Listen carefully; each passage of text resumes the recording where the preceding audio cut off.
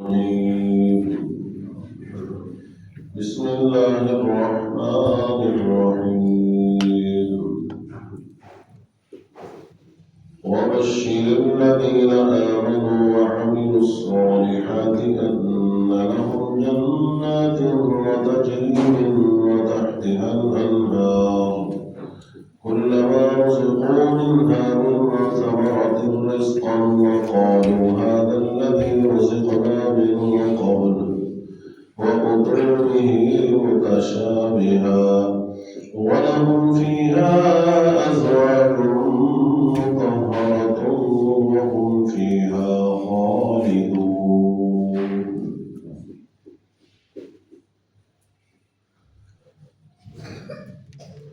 اور خوشخبری دیجیے ان لوگوں کو جو ایمان لائے اور نیک اعمال کیے، بے شک ان کے لیے باغات ہیں جن کے نیچے سے نہریں جاری ہیں۔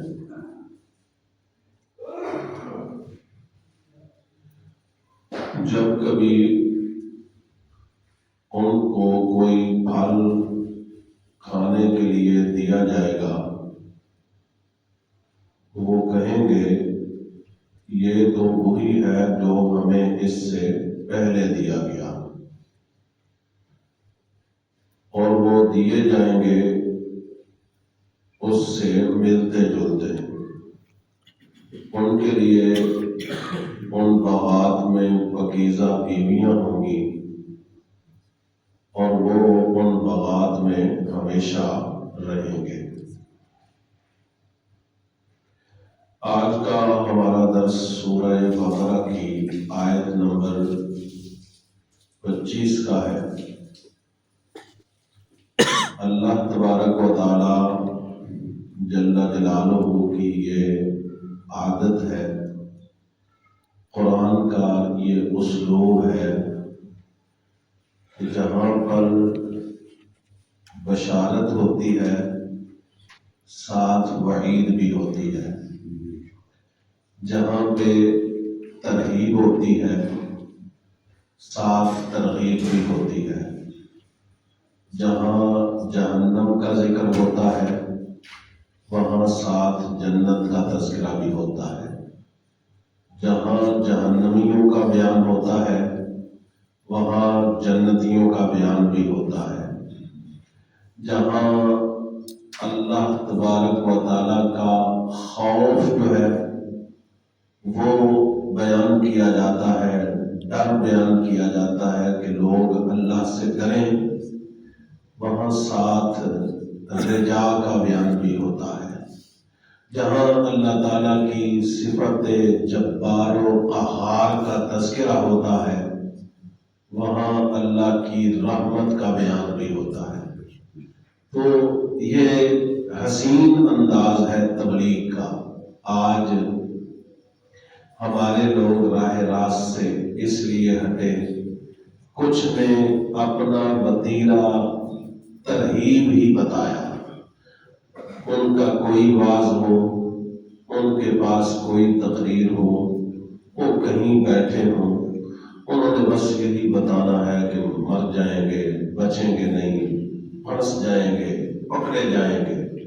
ترغیب ہی ترغیب۔ تو آدمی جو ہے سن کے اس چیز کو وہ سمجھتا ہے شاید جو اس سے گناہ سرزد ہوئے ہیں اب اس کے بچنے کی کوئی امید ہی نہیں، اس طرح وہ بھی راہ راست سے ہٹ جاتا ہے۔ دوسری طرف اتنی ترغیب کہ انسان عمل سے دور ہو جاتا ہے، اس کا دل اچاٹ ہو جاتا ہے کہ بخش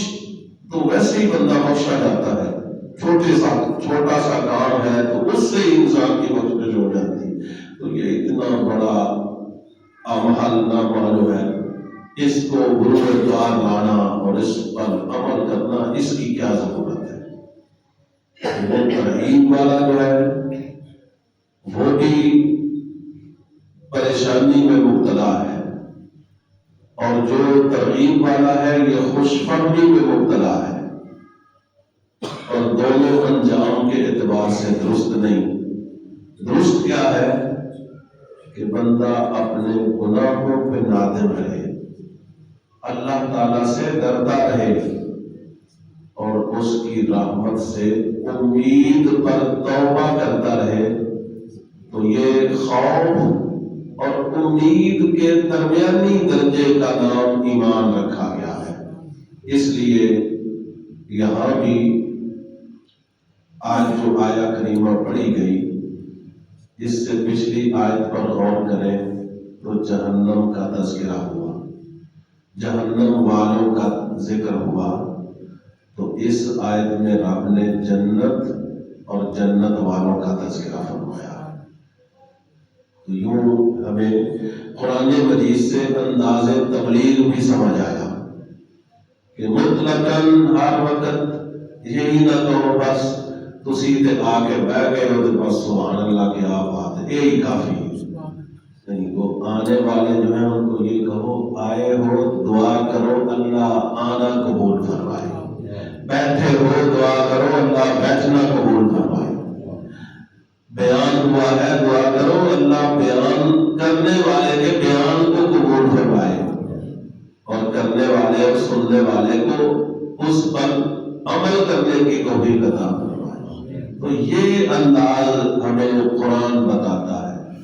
لہذا اس سے جو لوگ دور ہیں ہٹے ہوئے ہیں ان کو اپنی اصلاح کرنی چاہیے تاکہ لوگوں کا بھلا ہو، فائدہ ہو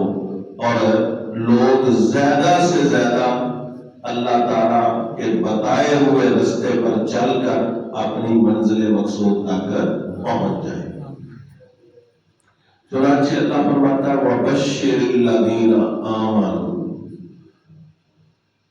اور خوشخبری دیجئے ان لوگوں کو جو ایمان لائے۔ اس کا مطلب یہ ہے کہ بشارتیں یہ ایمان والوں کا مقدر ہے کہ ایمان والوں کو بشارت دیں۔ اب ایمان والے فرمایا وَعَامِلُوا الصَّالِحَاتِ، اور انہوں نے ان کو بشارت دیں جنہوں نے نیک اعمال کیے۔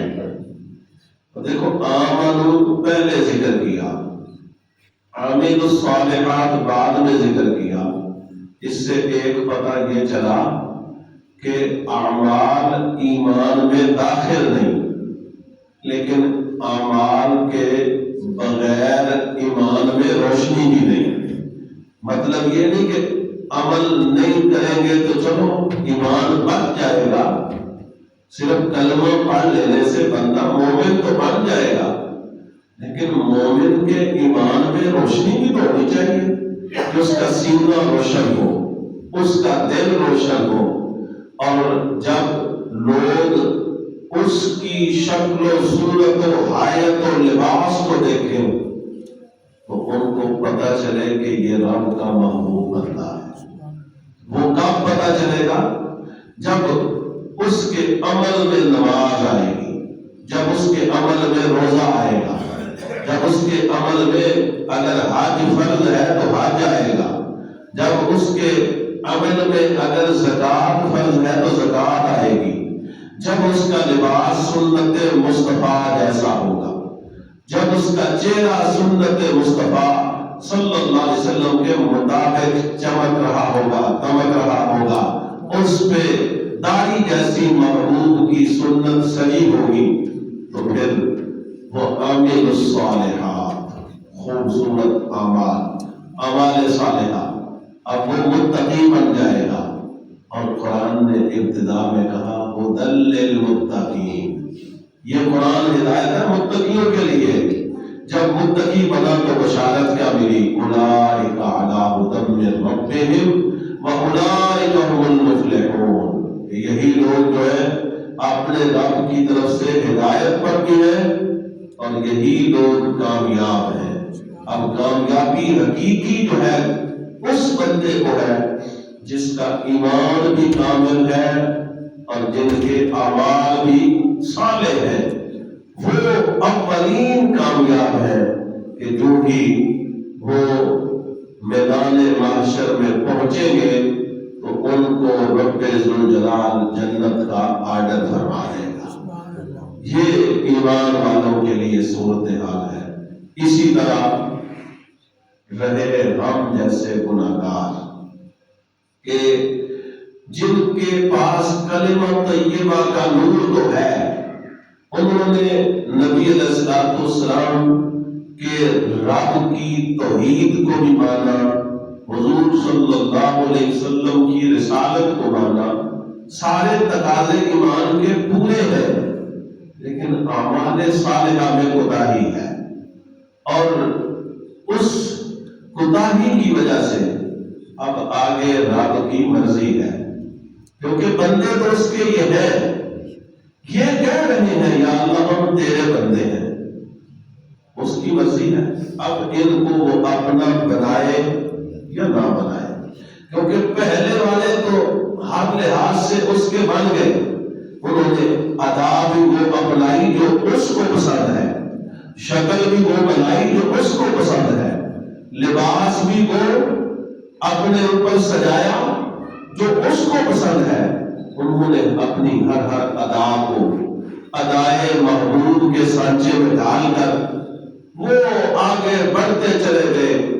رب کے محبوب بن گئے، اور جو گناہگار تھے اب وہاں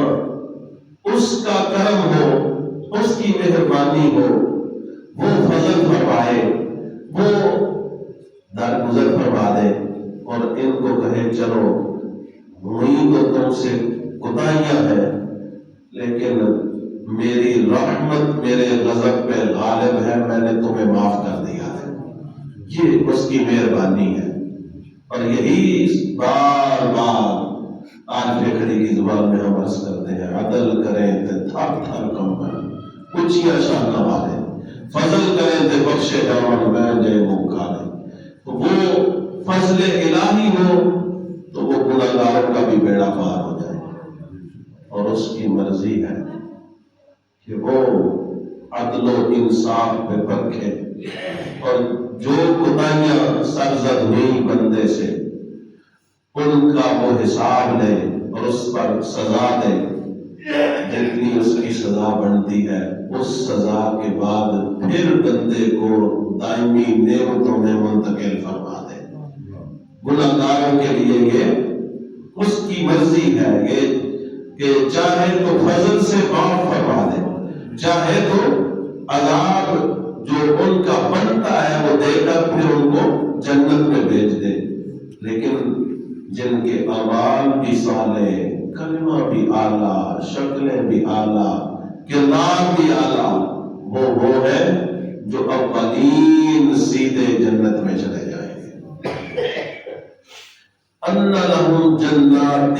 تجری من تحتہا الانہار، بشارت ایمان والوں کو، عمل صالح والوں کو کیا ہے کہ بے شک ان کے لیے باغات ہیں جن کے نیچے نہریں جاری ہیں۔ اب یہ باغات، نہریں جاری، یہ بھی دوسرے مقام پر قرآن مجید میں آتا ہے، جس طرح کل ہم نے ذکر کیا کہ اعدت للکافرین، جہنم پیدا ہو چکی، جہنم میں رہنے والے، ہمیشہ رہنے والے کافر، اور ادھر قرآن نے کہا اعدت للمتقین، جنت متقین کے لیے تیار کر دی گئی۔ تو معلوم ہوا جنت بھی پیدا ہو چکی، اور ہمیشہ جنت میں رہنے والے کون ہیں؟ متقین، پرہیزگار، گرامی قدر حضرات۔ اب باغات، باغ میں درخت ہوتے ہیں،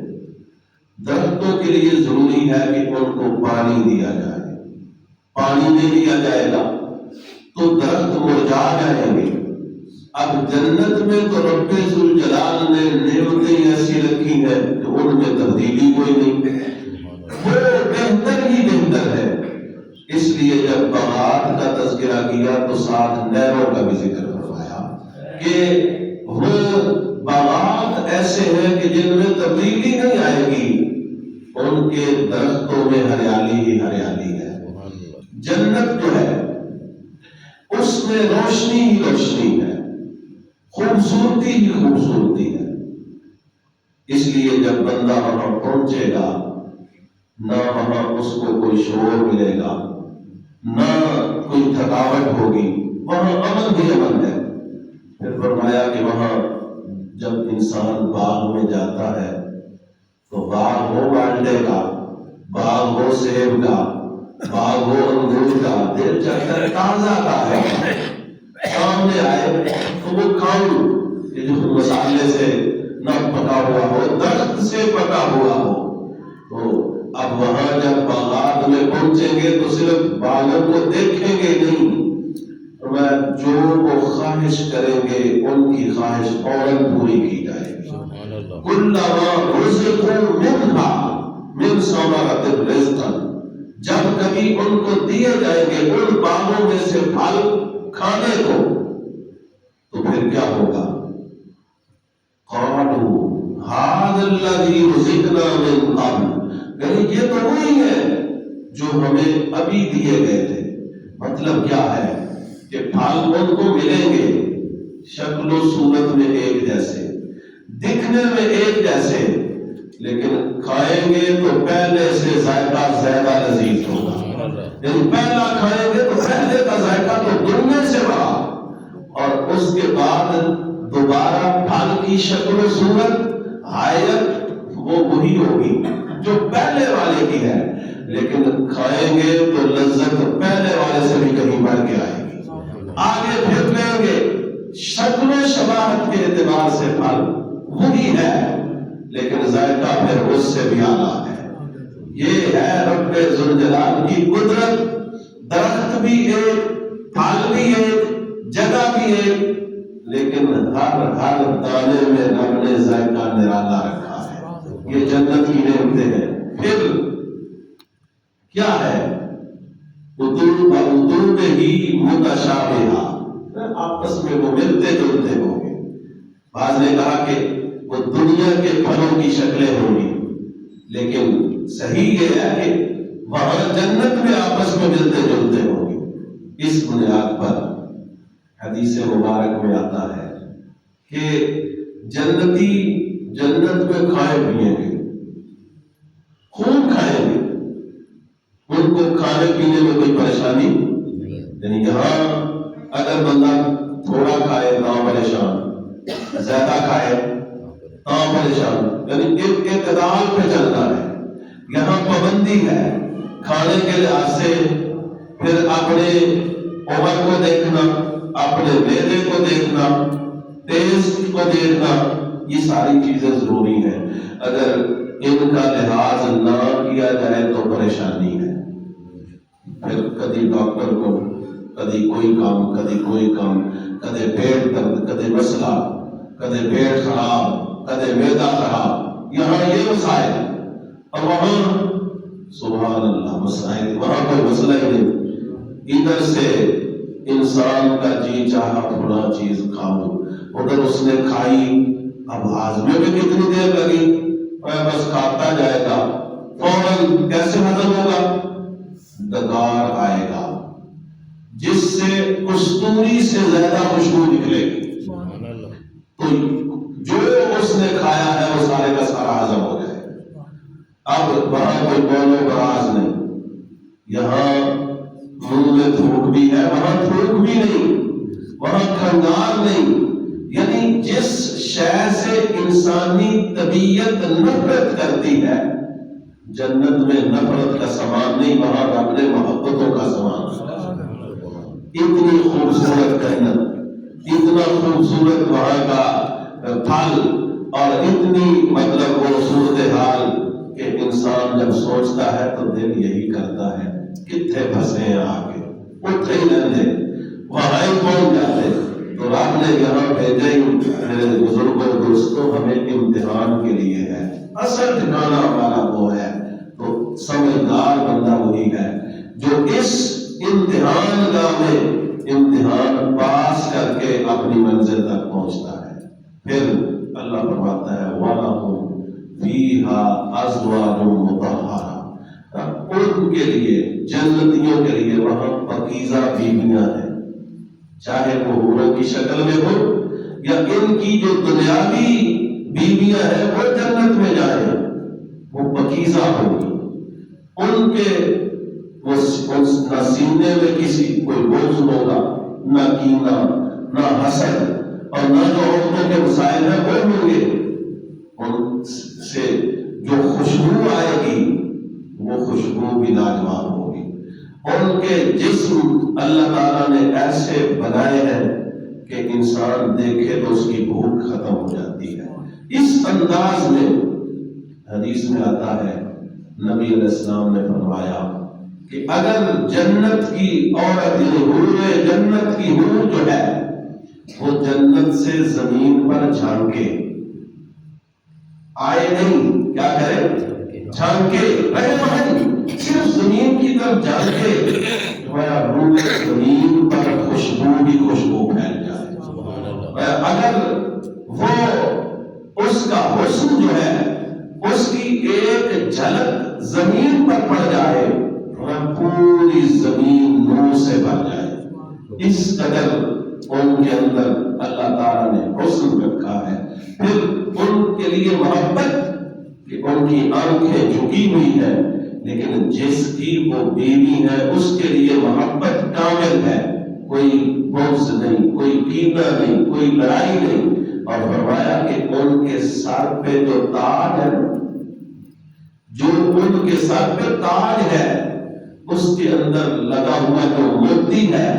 وہ دنیا و ما فیہا، یعنی دنیا اور دنیا کے اندر جتنی نعمتیں ہیں ان ساری نعمتوں سے ان کے تاج میں جڑا ہوا ایک موتی افضل والا ہے، کیوں یہ نعمتیں ختم ہونے والی ہیں اور وہ ہمیشہ رہنے والی ہیں۔ پھر اللہ تبارک و تعالیٰ نے فرمایا وَهُمْ فِيهَا خَالِدُونَ کہ وہ اس میں ہمیشہ رہیں گے۔ اب یہاں یعنی انسان گھر بناتا ہے تو پھر دعا یہی ہوتی ہے کہ یا اللہ گھر بنا ہے اس میں رہنا بھی نصیب کرنا، اس کو ویسے سکون بھی بنانا۔ تو اب جب اتنا کچھ سنا تو ذہن میں خیال آیا کہ چلو چلے جائیں گے یہ سب کچھ تو کتنی دیر کے لیے؟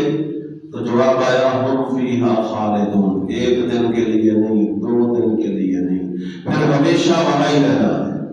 تو پتہ چلا یہ سفر تو عارضی ہے، یہ منزل عارضی ہے، یہ ٹھکانہ عارضی ہے، یہ گھر عارضی ہے، اور جہاں ہم نے جانا ہے وہ ہمیشہ کا گھر ہے۔ لہذا سمجھدار آدمی وہ ہے جو عارضی مکان کو چھوڑ کر جہاں ہمیشہ رہنا ہے وہاں کی تیاری کرے۔ تو یہ جنت کے لحاظ سے بھی چند باتیں اور اس آیہ کریمہ پر مختصر جو ہے وہ تفسیر میں نے بیان کی ہے، اور ہمیں کوشش کرنی چاہیے اور اس کے ضمن میں اس مسئلہ کو بھی ذہن میں رکھنا چاہیے کہ کئی لوگ جنت کو بڑا حقیر سمجھتے ہیں، کہتے ہیں ہمیں جنت میں کیا ضرورت ہے، ہم کیوں جنت میں جائیں؟ تو اللہ تعالیٰ نے کیا فرمایا وَبَشِّرِ الَّذِينَ آمَنُوا۔ اب ظاہر ہے بشر کا فاعل سب سے پہلے بندوں میں جو ہستی ہے وہ میرے اور آپ کے آقا جناب محمد رسول اللہ صلی اللہ علیہ وسلم، ان کو کہا گیا کہ محبوب آپ بشارت دیں۔ تو اب جس چیز کی بشارت آمنہ کا لال دے وہ معمولی ہے، اور جو ہمیشہ اور جس کی آپ نے بھی تعریف سنی اور وہاں کی نعمتوں کے بارے میں فرمایا کہ وہ ایسی نعمتیں ہیں اس میں جن کو کسی آنکھ نے دیکھا ہی نہیں، کسی کان نے ان کو سنا ہی نہیں، اور دل میں کبھی اس طرح کا خیال بھی نہیں آیا، یعنی ایسی اب وہ جائیں گے تو دیکھیں گے کیا ہے، اس سے پہلے کسی کو پتہ ہی نہیں۔ اور باقی پھر ہر مبلغ کو قیامت تک اب جو بھی بشارت جنت کی دینے والا ہے وہ میرے نبی کے فیض سے آگے پہنچانے والا ہے۔ اس واسطے جنت کی بشارت دینا، جنت کی طلب کرنا، جنت کی دعا کرنا، یہ سب سرکار دو عالم صلی اللہ علیہ وسلم کا طریقہ ہے۔ لہذا ایسا بندہ جو جنت کے بارے میں ہلکے لفظ بولے یا کہے مجھے ضرورت نہیں، تو ایسا ایسے بندے کو سمجھانا چاہیے کہ اس طرح کی گفتگو جو ہے وہ درست نہیں، یہ قرآن و سنت کے خلاف ہے، لہذا اپنا مزاج جو ہے وہ ہمیں قرآن و سنت کے مطابق کرنا چاہیے، نہ کہ ایسے لوگوں کے پیچھے کہ جو بے راہ رو خود بھی ہیں اور دوسروں کو بھی بے راہ روی کی طرف لے جانا چاہتے ہیں، ایسے بندوں سے اجتناب کرنا چاہیے۔ اللہ تعالیٰ کی بارگاہ میں دعا ہے کہ رب ذوالجلال ہمیں اس پرفتن دور کے اندر صراط مستقیم پر چلتے رہنے کی توفیق عطا فرمائے، آمین۔